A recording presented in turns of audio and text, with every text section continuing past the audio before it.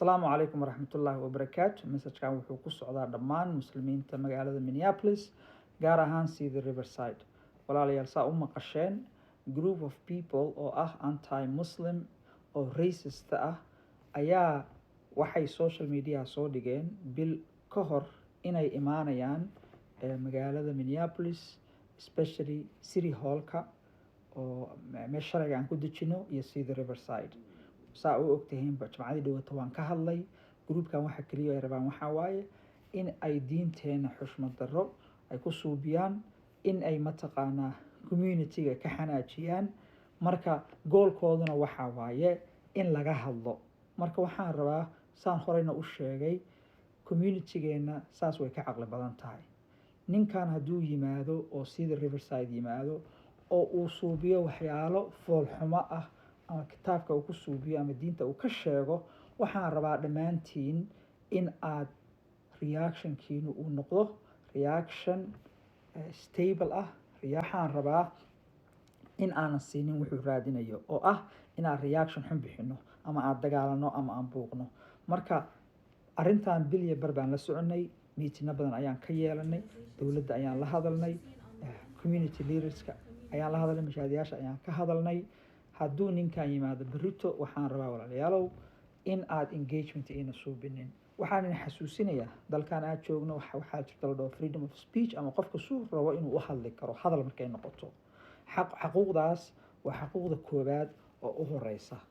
marka xaquuqdaas ayay dadkan rabaan inay exercise gareeyaan una yimaadaan community-ga sidaas. marka annagu waan u diyaar garownay, waxaan ugu diyaar garownay miitino badan ayaa dhignay, community miitino, booliiska ayaan la hadalnay, city leaderska ayaan la hadalnay, dhalinyarada ayaan la hadalnay. waxaanan go-aansanay in aan statement isla qorno. statementiga aad arkaysaan waana arki doontaan, meel walbaana ka akhri doontaan statementigaas oo ah qolyahan waxay rabaan inaana siinin oo ay reactionkay raadinayaan inaana siinin.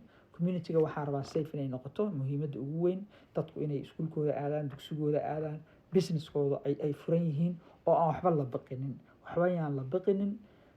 meeshaan waxaa imaanaya aan codsaday, community-guna codsatay booliiska magaalada Minneapolis. dhalinyarada badan oo Soomaali ah ayaa imaanaya oo booliiska Minneapolis ka socda. shariifka xataa waan la hadlay, xafiiskiisa way imaanayaan.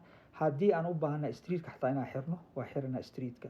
qolyahana ha yimaadeen, let them exercise their rights, but at the same time also waxaa imaanaya community members ah oo especially dadkan aan Soomaalida ahayn oo waayahan dhan frimbiga meel walba la taagnaa, mashaakilka dadka markay tukanayaan geesooda taagan oo protect gareynaya.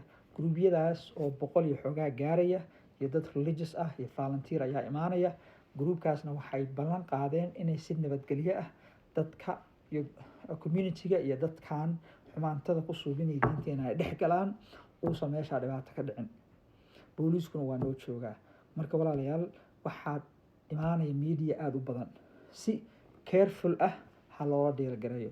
mediadan waxaa kaliya ay fiirinaysaa, horeyna waa u aragnay, ama businessadeeda ha tageen ama dad community-ga ha la hadleen.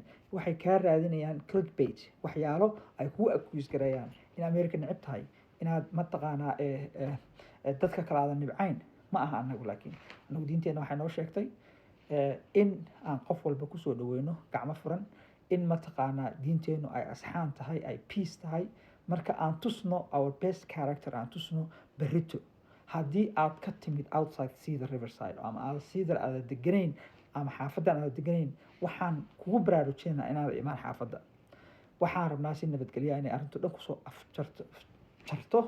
ma rabno dad outside-ka inay yimaadaan oo dad protest gareynaya ama ayagii kasoo horjeensanaya. social media waxaan ku arkay groupyo badan oo xataa aan Soomaali ahayn, qaarna Soomaali ku jiraan, oo dhahayo mataqaanaa waxaan rabnaa ninkan in aan ka saarna xaafadda, ama inaan mataqaanaa protest kasoo horjeeda annagana aan suubino. dadka dhan waxaa weydiinaa haddaa protest gareynaysid meel kale aad. not sida Riverside. sida Riverside will be safe, our community will be safe insha Allah. qof walbeeto nabadgelyadaas waxna dhiba maskaxdaada ha gelinin. qolyahan hadday yimaadaan si tartiib ayaan u handle gareynaa. annagana we will show the best character we are. we're going to walk away from it. we're not going to look at waxay suubinayaan, and we will have the community members and the police to protect our community. marka si nabadgelyaha lagu dhamaado.